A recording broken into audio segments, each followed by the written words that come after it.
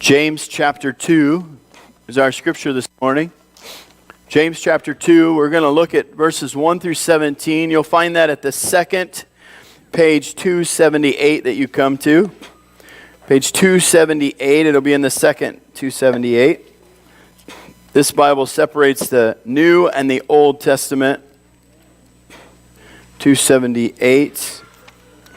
Some Bibles number it all the way straight through, and this one doesn't, which is okay. It doesn't kind of don't matter to me which way they number the Bible, as long as the words read. So, James chapter 2.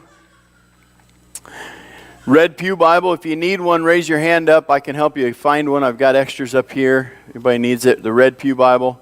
James chapter 2, page 278, verse 1. My brothers and sisters, do you with your acts of favoritism really believe in our glorious Lord Jesus Christ? For if a person with gold rings and fine clothes comes into your assembly, and if a poor person in dirty clothes also comes in, and if you take notice of the one wearing the fine clothes and say, have a seat here, please, while to the one who is poor you say, stand here or sit at my feet, have you not made distinctions among yourselves and become judges with evil thoughts? Listen, my beloved brothers and sisters, has not God chosen the poor in the world to be rich in faith and to be heirs of the kingdom that he has promised to those who love him? But you have dishonored the poor. It is not the rich who oppress you. It is not they who drag you into court. It is not they who blaspheme the excellent name that was invoked over you. Is it not the rich who oppress you? You do well if you really fulfill the royal law according to the scriptures. You shall what? Love your neighbor as yourself. But if you show partiality, you commit sin and are convicted by the laws of transgressors. For whoever keeps the whole law but fails in one point has become accountable for all of it. For the one who said, you shall not commit adultery, also said, you shall not murder.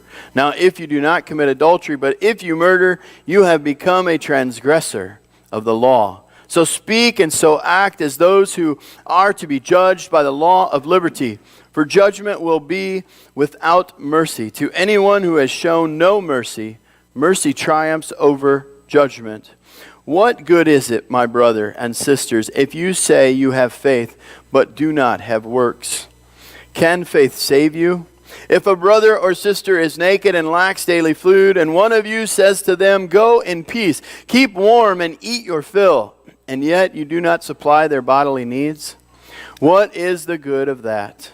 So faith by itself, if it has no works, is what?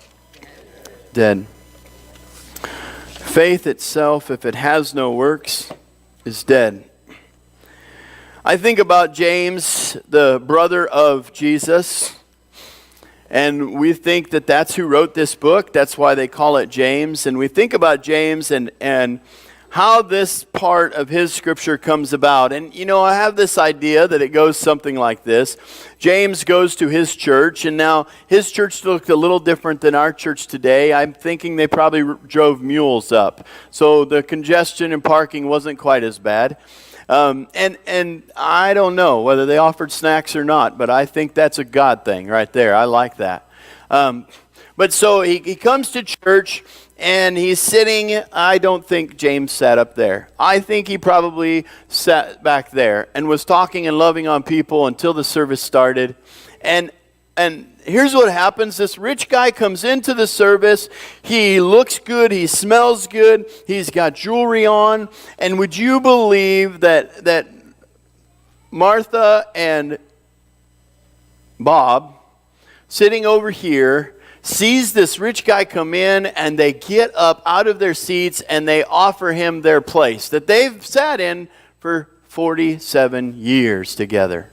50 years, 60 years, whatever it is. And then I imagine that the same Sunday, maybe the next, the same church meeting, in walks this poor family. They are not well. They are definitely have been sick. The kids' noses are running. It is not a pretty sight. And they come in and they sit at a place, And one of the people in the church asked him to move because that's my seat. I've sat there for 47 years. And James goes back to his house after preaching a sermon, or his tent, or whatever he lived in. I'm sure it wasn't a parsonage nearly as beautiful as ours. And he begins to write in his diary as he begins to cry and hurt because he sees people different. Because he sees them with the eyes of Christ. And he begins to tell his church people that we have a problem. There's something wrong. How can we see people differently? What is it going to take for us to look at it from a different point of view? And then, no sooner does he get that done, and he comes to church, and the very next Sunday, he preaches a sermon on faith without works is dead. Now, I'm not telling you that's how it happened. I'm telling you that's how I imagine it happened. Because I have this idea. You see, how many of you have ever been in a foot washing ceremony? Have you ever had that done to you, or have you ever done that to someone else? I got to tell you that when people sat in this pew last year and I began to wash their feet, the moment that you touch their feet and begin that act of service and love, it changes the way you see them instantly.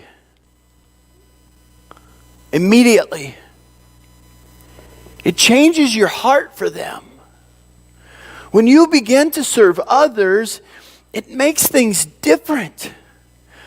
And James is saying, maybe there's a connection in our church and in our Christians that if they will express their love, if they will do faith works, maybe that will change the way we see a difference between the rich and the poor.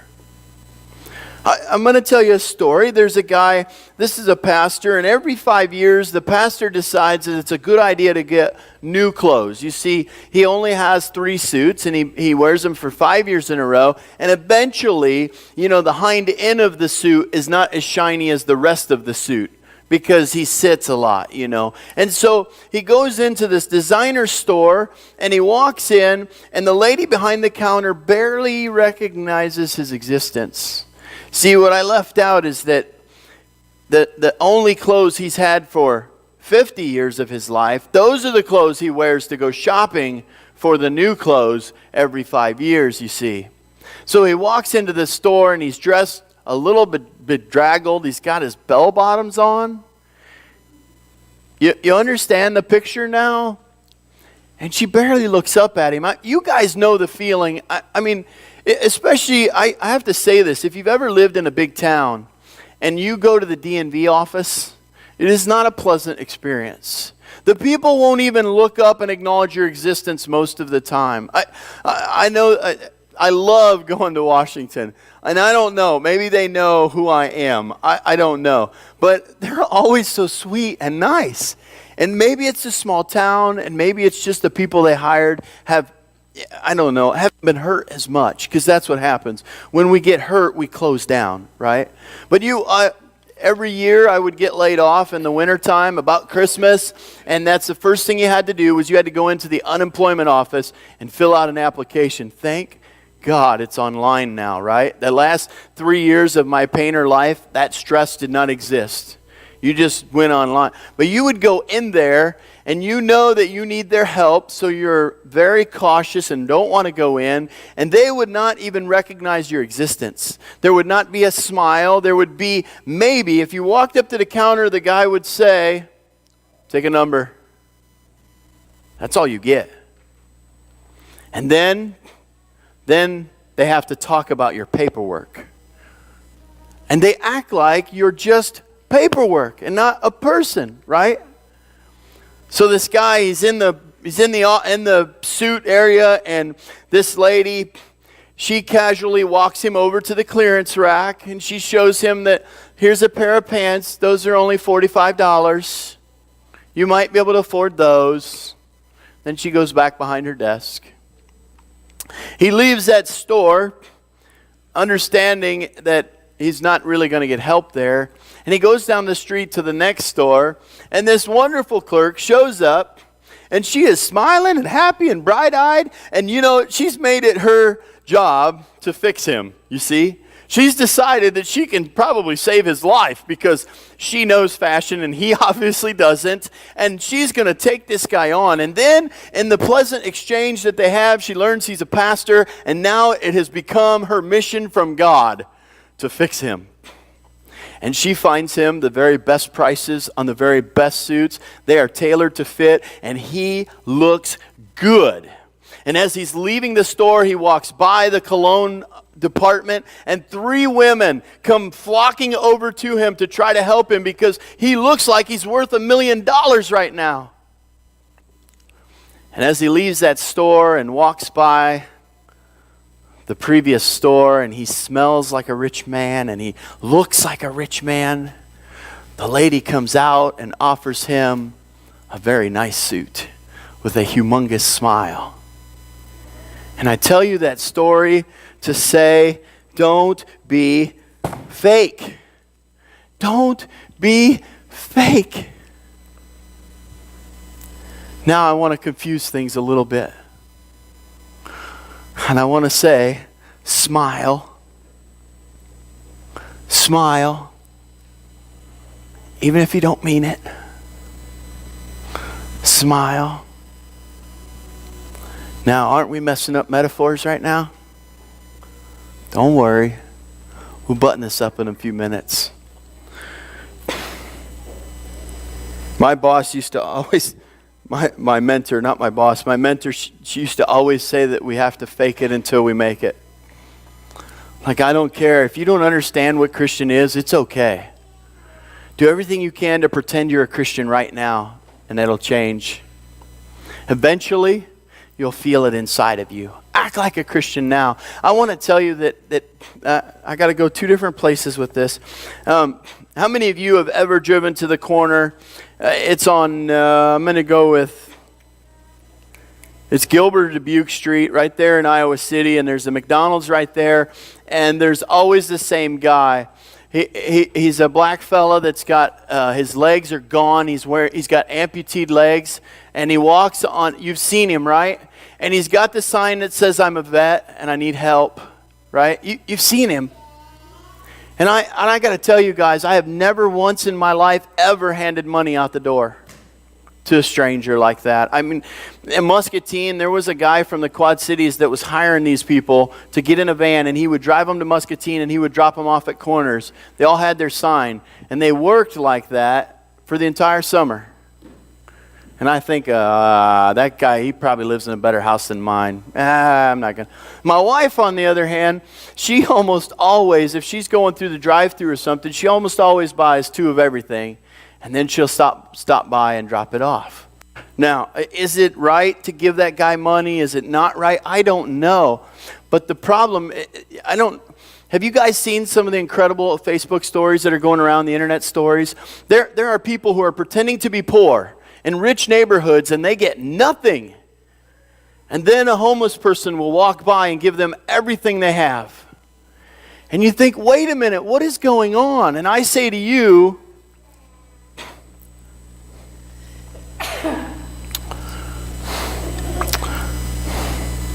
that rotting lilies smell worse than decaying weeds.